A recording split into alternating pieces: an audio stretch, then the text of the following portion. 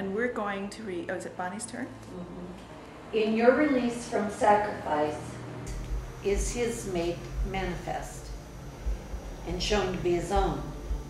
But every pain you suffer, do you see as proof that he is guilty of attack? Thus would you make yourself to be the sign that he has lost his innocence, and need but look on you to realize that he has been condemned. And what to you has been unfair will come to him in righteousness. The unjust vengeance that you suffer now belongs to him. And when it rests on him, are you set free? Wish not to make yourself a living symbol of his guilt, for you will not escape the death you made for him, but in his innocence you find your own. You know, I sort of get that last part, but I wanted you to talk more about sacrifice, because I don't really always connect the dots with sacrifice. Yeah, let's see. In your release from sacrifice is his made manifest. Can you tell me how that... Well, anytime we think, like the next sentence helps build on that. But every pain you suffer, so we were saying sacrifice would be the idea that you're deprived of something. And so when you release yourself from the idea you're deprived of nothing, so you're not being deprived. Nobody has hurt you. No one has hurt you or given you pain or taken something from you. Then you're releasing them from sacrifice. You're releasing yourself from the idea that you cannot have everything. Remember, because that's different. So the next sentence, but every pain you suffer, but every time you do sacrifice, every time you do go into a sense of sacrifice, do you see as proof that someone else is guilty? You're saying, I'm in pain because of what you did. I'm at loss because of what you did. Whether it's your mother, it's your father, it's your sister, it's your husband, it's your children. Look at what you did to me. I'm in pain, or I'm in... Now that's sacrifice, because it's depriving you of everything. You're saying, I'm not complete. I'm not fine, I'm not happy, I'm not complete. I am less, and it's your fault. So what he's trying to say is, this is the life we live. This is what because we really think it's true. Well, he says, no, you only deprive yourself. No one has ever deprived you but yourself, and you've got to stop it. And the way you stop it is you never try to be a witness that someone else did is going to release you both. It says, wish not to make yourself a living symbol. Yeah.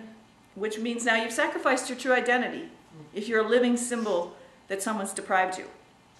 See, wish not to make yourself a living symbol of his guilt. Because to do that, you've got to be deprived. If he's guilty, then you've got to be sick, or you've got to be sad, or you've got to be deprived. Well, you just sacrificed your real identity and your awareness to do this. Oh, wow. Does it make sense? Because you're really everything and have everything, but to make him guilty, you have to play small. You have to play deprived, or he can't be guilty. And it's in our wish to make him guilty out of our desire to win our innocence, which is the insanity. You know, that's that whole thing. But doesn't this make sense? Yes. For you will not escape the death you made for him, because you just killed him by saying he's guilty, because then he's not innocent, son of God. But in his innocence, by you saying, no, you have not hurt me, you have not deprived me, you have not changed my identity, even though you might have tried because you didn't know what you were doing. It's all right. We are both innocent, and I'm safe and you're safe, and here we are. Okay? And remember, that is what Jesus' message, his last message was, you did not kill me. You did not hurt me. You are all innocent, just like me. That's what he said. He says, look at all the evidence that I was beaten and all that. It didn't happen. Nothing happened. You're all innocent, just like me. That's the message of the resurrection, is we are all innocent, and I'm proving it. I'm standing here totally whole, at one with God, and none of this drama had anything to do with anything. Didn't touch me. And so that's what he's saying here. Be a living symbol of your brother's innocence, not of his guilt, like I was. Thank you. Wow. So choose to think of ourselves as spirit rather than as a body. Right. Yeah. Well, that's okay, and I'm not, but the other side of that, if I'm laying there and I'm dying, I am witnessing, and he's going to say, I could hurt you. Because he is not going to see my completeness, my spirit has not been touched. So I think it's hard to witness when you're, I don't know, bloody or... Well, I'm thinking Something about, like that. just because we're talking about the crucifixion, about, it's said in the Bible that one of the soldiers looked on Jesus hanging on the cross and he said, surely that is the Son of God. Oh, that's I good. mean, he was, even in that state, he was manifesting his power and glory Oh, good. and love. Okay. And in Science and Health with Key to the Scriptures by Elizabeth, what's her name? Mary Baker. Mary Baker Eddy. She talked about Jesus, and I don't know exactly how it was stated, but Jesus did not suffer. She had that awareness. Jesus did not suffer. Jesus did not have pain. I think it's clear from this book Yeah. too. Yeah. Yeah. But that was from another source. It's true. He did not know his body as Himself. a body. Yeah, he He wasn't. wasn't. Yeah. Which is nice. Yeah, he was really good at that. I don't know that I'd be that good at that. No, really. I understand that. You know, the other section, major section that talks about the crucifixion is in chapter 6. And he said that was just an extreme example, the crucifixion. We're not asked Right. to have such great experiences. Just, we think we're crucified daily. You know, we react as if we're being crucified. I know I do. You know, Well, we can also be shot. We can also be shot, But the and we body should is- witness that the body can be killed. but that's not who you are. No, I know that. I'm not quite sure that I'm witnessing to the truth, though, when my body is... Remember this, though. If you get shot, you Yes. wished to get shot. And you would have wished to get shot because you wanted to prove your brother guilty. Ooh, specialness. So that's why it doesn't show innocence, it shows guilt. Oh. Because we make everything happen to us. So if you did that, you were part of a game of guilt. And that's okay, Oh, that's- because you can wake up from it. But what he's saying is you get in line with the Holy Spirit, you're not going to wish this stuff anymore. So you're not going to have to suffer it. Like he says, your body's not going to even get sick. It's just going to be laid down when you're done with it. You're not going to witness to anyone's guilt if your body just lays down when it's tired and goes to sleep. Nobody's guilty. Nobody did anything to you. This is what he's saying. Get your mind lined up day by day. Pretty soon this is the only thing you're going to wish for, and that's all you're going to get. You're going to get the wish to show that you are complete. Well, what does that mean? You don't have to sacrifice anymore.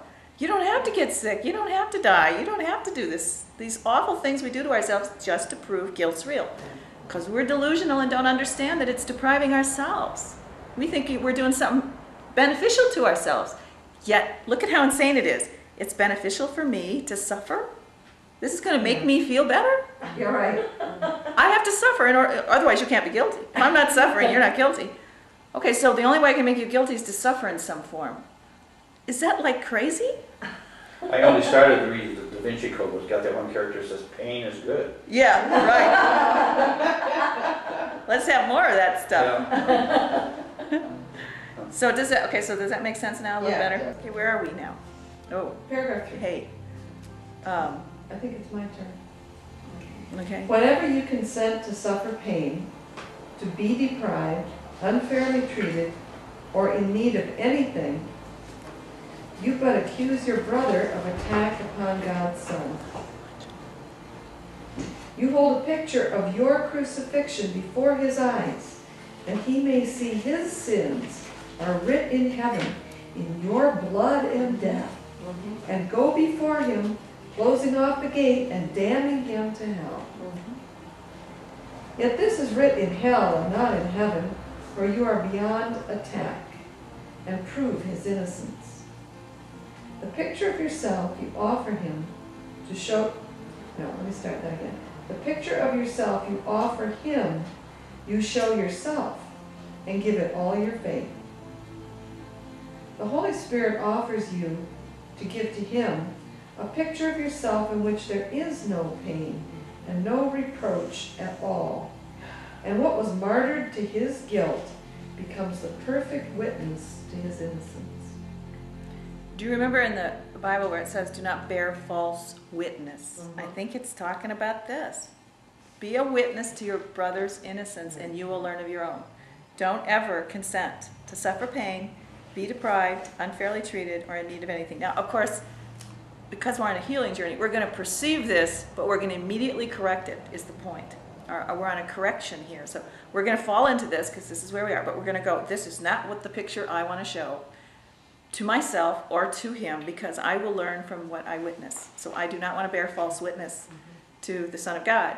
I want to be as, and the Holy Spirit's here to help us do it. So that is really the whole miracle journey, is to become a walking proof that no one has hurt you, deprived you, and that the Son of God is still the Son of God, just like Jesus was, as we gradually wake up.